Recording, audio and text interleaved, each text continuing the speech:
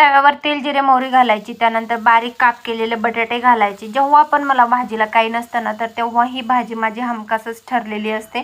तेव्हा तव्यावर मी ही भाजी नक्कीच बनवते. त्यानंतर पुन्हा आलटीपलटी करून घ्यायचं, चवीपुरतं मीठ घालायचं. मीठ घातल्यानंतर पुन्हा छान असं वाफवून घ्यायचं. त्यानंतर हळद घालायची, हळद पण छान मिक्स करायची, एकजीव करून घ्यायची हळदीला पण. आणि मस्त एकजीव झाल्याच्या नंतर बटाटा जोपर्यंत वाफत नाही तोपर्यंत आपल्याला हा आलटीपलटी करून घ्यायचा आहे. चेक करायचा बटाटा वाफला असला की त्याच्यात मसाले घालायचे. मग कांदा लसूण मसाला, धनिया पावडर, थोडंसं लाल तिखट, पुन्हा आलटीपलटी करून घ्यायचं. त्यानंतर शेंगदाण्याचा कूट किंवा खोबऱ्याचा कीस घालू शकता तुम्ही. मस्त आलटीपलटी करायचं. वरण भात असो, खिचडी असो, चपाती असो, ज्वारीची बाजरीची भाकरी असो, कशासोबत पण खा, खूप टेस्टी लागतं. तुम्ही हे बटाटा काप एकदा नक्की बनवून पहा. लहान मुलांना पण नक्की टिफिनसाठी बनवून द्या. आवडला असेल तर व्हिडिओला लाईक आणि चॅनल सबस्क्राईब करा.